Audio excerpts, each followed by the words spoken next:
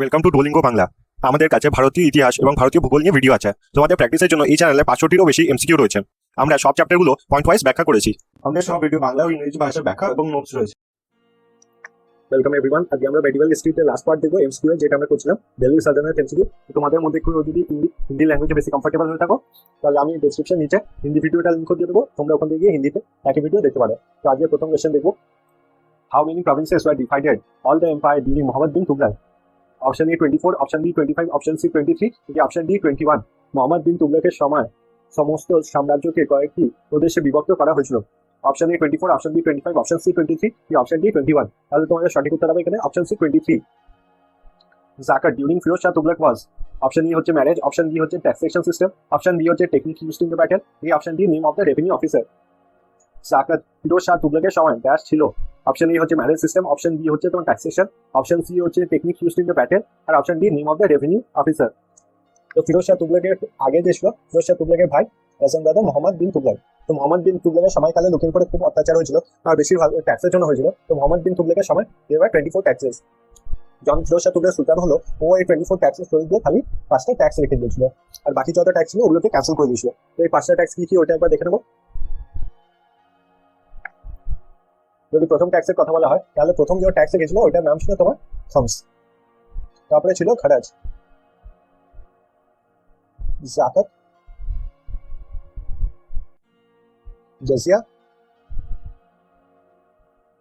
আর একটা ট্যাক্স ছিল যেটা অনেক বইয়ে মেনশন করা থাকে না, ইরিগেশনের জন্য অন্য করে একটা ট্যাক্স নিত। ওই ট্যাক্সটাকে বলা হতো তোমার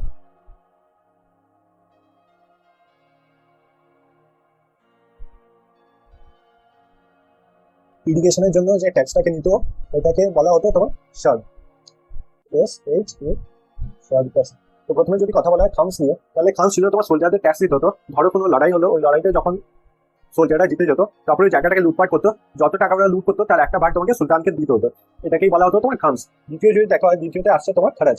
খারাজ তোমার এগ্রিকালচার ট্যাক্স ছিল, অনেকটা ল্যান্ড ট্যাক্সের মতো, যা যা এগ্রিকালচার করছে যতটা জায়গা করছে ওটার একটা ট্যাক্স দিতে হতো। শার্প ছিল তোমার ইরিগেশন ট্যাক্স। ইরিগেশন মানে তোমার ধরো আর্টিফিশিয়াল দিতে, যদি যেখানে ক্রপ গ্রো করা হচ্ছে ওখানে যদি জল পৌঁছানো হয় ওটাকে বলা হয় ইরিগেশন। তো এটার জন্য ক্যানেল বানানো হতো, আর এটার খরচ যাতে সামলানো যায় ওটার জন্য নেওয়া হতো শার্প, যেটা ছিল এক ধরনের ইরিগেশন ট্যাক্স। তারপরে আসছে তোমার জাকাত। জাকাত তোমার ট্যাক্স নেওয়া হতো, যেটা তোমাদের যারা গরিব মুসলিম ছিল তাদেরকে ডোনেট করে দেওয়া হতো। ট্যাক্স থেকে যত কালেকশন করা হতো সবকিছু তোমার গরিব মুসলিমদের দেওয়া হতো। আর 5 নম্বর ছিল জাজিয়া। জাজিয়া ছিল হিন্দুদের থেকে, বেশিরভাগ নন মুসলিমদের থেকে, আর পার্টিকুলারলি হিন্দুদের থেকে একটা ট্যাক্স নেওয়া হতো, যেটাকে বলা হতো তোমার জাজিয়া। তো অনেক বইয়ে তোমরা দেখবে খারাজ আর শার্প যেটা আছে ওটাকে একসঙ্গে মিলিয়ে দিয়েছে, আর বলেছে যে উনি খালি 4টে ট্যাক্স নিতেন। এই 4টে নয়, উনি নিতেন 5টা ট্যাক্স। উনি শার্প ট্যাক্সও নিতেন। আর ফিরোজ শাহ তুগলক প্রথম রাজা ছিলেন যিনি তোমার ইরিগেশন ট্যাক্স স্টার্ট করেছে, আর ইরিগেশন ট্যাক্সকে কি বলা হতো? শার্প। নেক্সট কোয়েশ্চন দেখবো, Firozabad and Jaunpur city were built by which ruler? Option A Firoz Shah Tughlaq, option B Alauddin Khilji, option C Mohammad bin Tughlaq, option D Iltutmish. Firozabad ও জৌনপুর শহরের কোন শাসক দ্বারা নির্মিত? Option A Firoz Shah Tughlaq, option B Alauddin Khilji, option C Mohammad bin Tughlaq, option D Iltutmish. এটা সঠিক উত্তর হবে তোমার ফিরোজ শাহ তুগলক। ফিরোজ শাহ তুগলক নিয়ে যদি কথা বলা হয়, তাহলে হি বিল্ট around 300 cities। আর তার সঙ্গে বানিয়েছিল তোমার ফিরোজ শাহ স্টেডিয়াম, যেটা এখন নাম চেঞ্জ করে দিয়ে হয়ে গেছে তোমার অরুণ জেটলি স্টেডিয়াম। ফিরোজ শাহ স্টেডিয়ামের নাম চেঞ্জ করে দিয়ে হচ্ছে অরুণ জেটলি স্টেডিয়াম। আর একটাও বানিয়েছিল ছিল ফিরোজ শাহ কা মকবরা। তো সিটি ছাড়া ও বানিয়েছিল স্টেডিয়াম, আর নিজে ফিরোজ শাহ কা মকবরা। ও shifted the capital from Delhi to Devagiri. Option A Mohammad bin Tughlaq, option B Firoz Shah, option C Qasim Ali, option D Sikandar Lodi. রাজধানী দিল্লি থেকে দেবগিরিতে কে স্থানান্তরিত করলেন? Option A Mohammad bin Tughlaq, option B Firoz Shah, option C Qasim Ali, option D Sikandar Lodi. তাহলে তোমাদের সঠিক উত্তর হবে এখানে অপশন এ মোহাম্মদ বিন তুগলক। মোহাম্মদ বিন তুগলক তিনি অনেক কাজ করেছিলেন যেটার জন্য তার এম্পায়ারের ক্ষতি হয়েছিল, আর লোকের অনেক কষ্ট হয়েছিল। তার মধ্যে একটা ছিল এই ক্যাপিটাল চেঞ্জ করা। উনি যে নীতিগুলো চেঞ্জ করেছেন তার মধ্যে প্রথমে তো আমরা এটা দেখছি ক্যাপিটাল চেঞ্জ করেছেন। ক্যাপিটাল উনি দিল্লি থেকে দেবগিরি এই জন্য নিয়ে গেছিলেন কারণ উনি চাইতেন যে ইন্ডিয়া সেন্ট্রালে গিয়ে রুল করতে, ইন্ডিয়া সেন্ট্রাল থেকে গিয়ে রুল করতে, আর যত ইন্ডিয়া সেন্ট্রালে যাবেন অত ভালো উনি রুল করতে পারবেন। এই জন্য উনি ক্যাপিটাল চেঞ্জ করে নিয়ে গেছিলেন ফ্রম দিল্লি টু দেবগিরি। তো ক্যাপিটাল চেঞ্জ করেছিলেন, he changed his capital again after 2 years। তো দেবগিরি যখন গেলেন তখন দেবগিরির যে ওয়েদার আর ক্লাইমেট আছে ওটা ওনাকে স্যুট করলো না, এই জন্য উনি আবার ফেরত চলে গেলেন দিল্লি থেকে দেবগিরিতে দিল্লিতে আফটার 2 years। আরো যদি দেখা হয় উনি চেঞ্জ করেছিলেন the token currency. Change the token currency. তো টোকেন কারেন্সি চেঞ্জ যদি দেখা হয় তাহলে আগে উনি বানিয়েছিলেন কপার কয়েন্স। এই কপার কয়েন্স উনি চাইতেন যে মার্কেটে যেন ইউজ হয়, যে কপার কয়েনের বদলে কেউ নিচে সোনার কয়েন দিতে যায়নি। আর একটা জিনিস, এই কপার কয়েনগুলো খুব ইজিলি নকল করা গেছিল, আর তার জন্য তোমার মার্কেটে অনেক অসুবিধা হয়েছিল। এই জন্য উনি যত কপার কয়েন্স আছে ওগুলো ফেরত চেয়েছিলেন, আর তার বদলে সবাইকে সোনা কয়েন দিয়েছিলেন। এই জন্য যে শাহী রাজকোষ আছে ওটা পুরো খালি হয়ে গেছিল।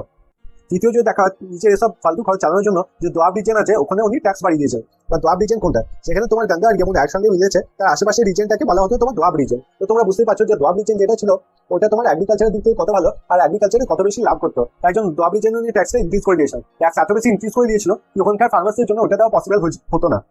এই জন্য দোয়াব রিজেন থেকে ফার্মার্সের দূর করে দিত।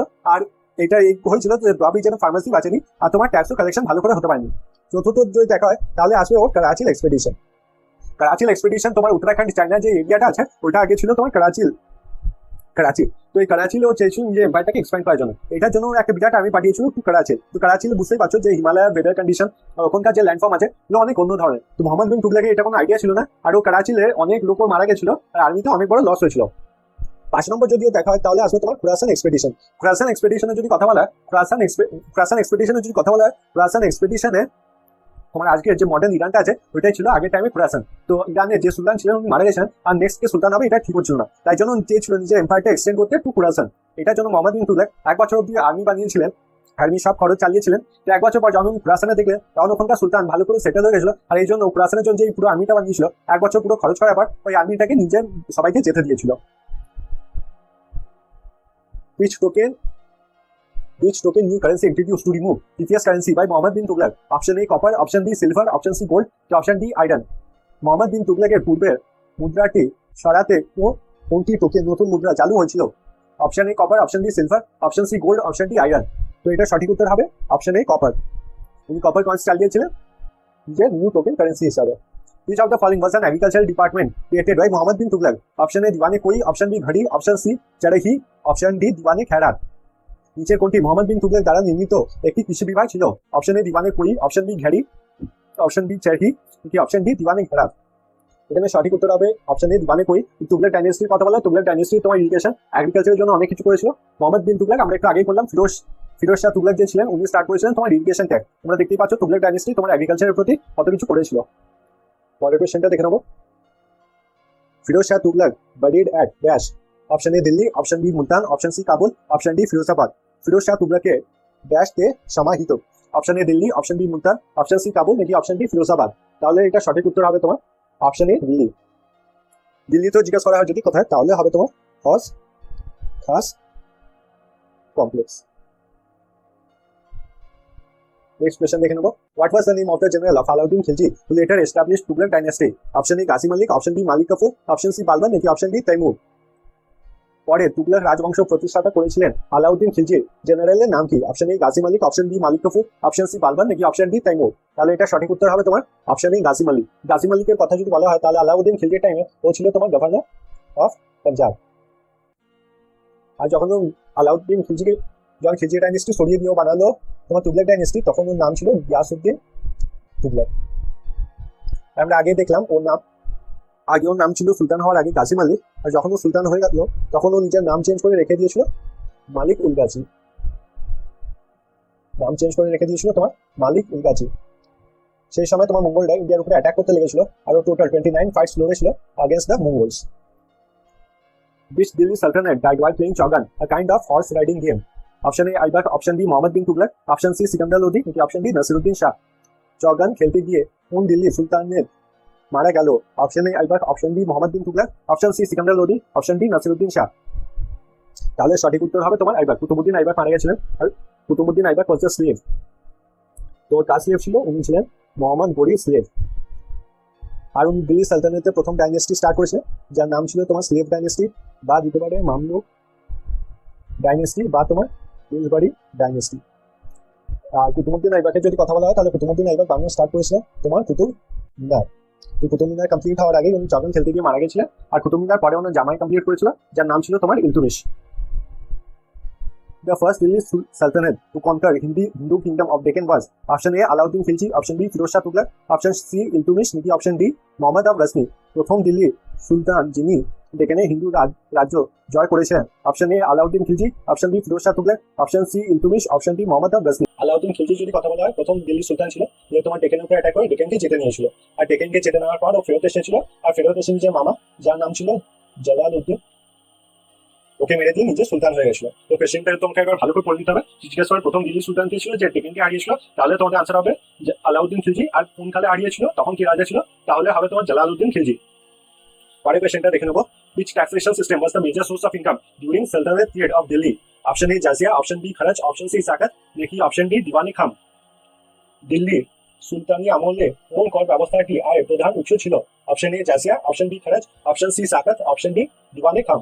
তাহলে তোমাদের সঠিক উত্তর হবে এখানে অপশন বি খরচ। খরচের যদি কথা বলা হয়, খরচ তোমার এগ্রিকালচারাল ট্যাক্স বা অনেক জায়গায় তোমার ল্যান্ড ট্যাক্সও বলতে পারো। এই এগ্রিকালচার ট্যাক্স বা ল্যান্ড ট্যাক্স যেটা ছিল, this was the main source of income during the sultanate period. During the sultanate period agriculture tax বা তোমার বলতে পারো যে ল্যান্ড ট্যাক্স, এটাকে অতিরিক্ত বাড়িয়ে দিয়েছিল তোমার মোহাম্মদ বিন তুগলক আর Alauddin Khilji to increase their profits. Next question দেখে নেবো। The coin Tanka and Jittal were made from option A silver, copper, option B copper and silver, option C silver and bronze, option D bronze and gold. মুদ্রা টঙ্কা এবং জিতাল থেকে তৈরি। Option A silver copper, option B copper and silver, option C silver and bronze, option D bronze and gold. তাহলে এখানে সঠিক উত্তর হবে option A silver and copper. Silver থেকে বানানো হয়েছিল তোমার টাঙ্কা, আর তোমার কপার থেকে বানানো হয়েছিল জিতাল। তো যদি এখানে দেখা হয় 1 টাঙ্কা ওয়াজ ইকুয়ালস টু 48 জিতাল। আর এটা কে চালিয়েছিল? এটা চালিয়েছিল তোমার ইলতুৎমিশ। এই সিস্টেমটা চালিয়েছিল তোমার ইলতুৎমিশ অফ টাঙ্কা এন্ড জিতাল কয়েন্স। তো ইলতুৎমিশ এটা ছাড়া কি কি করেছিল একবার দেখে নেবো।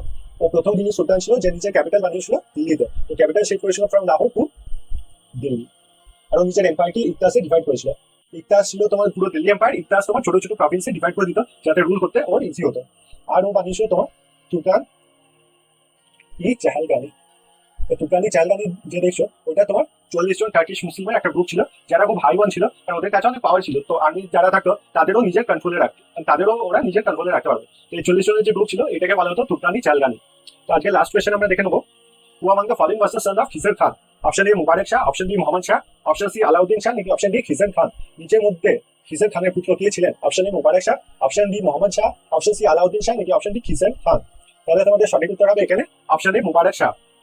তো এই ভিডিওতে আমি জানি তোমরা দেখেছো যে অনেকগুলো প্রবলেম হয়েছে, ভিডিও এডিটিং এ অনেকগুলো প্রবলেম হয়েছে। এটা মেইনলি হয়েছে কারণ পাওয়ার পয়েন্টের যে ভার্সনটা ছিল ওটা আমি চেঞ্জ করেছি। তো তবুও যদি তোমরা পুরো ভিডিওটা ধৈর্য ধরে দেখেছো, তাহলে থ্যাংক ইউ সো মাচ। আর আমি ট্রেনিং নিচ্ছি এই পাওয়ার পয়েন্ট ভার্সনে। আই হোপ এই প্রবলেমটা বেশি দিন থাকবে না। তো দেখাবে পরের ভিডিওতে। থ্যাংক ইউ সো মাচ এই ভিডিওটা দেখার জন্য।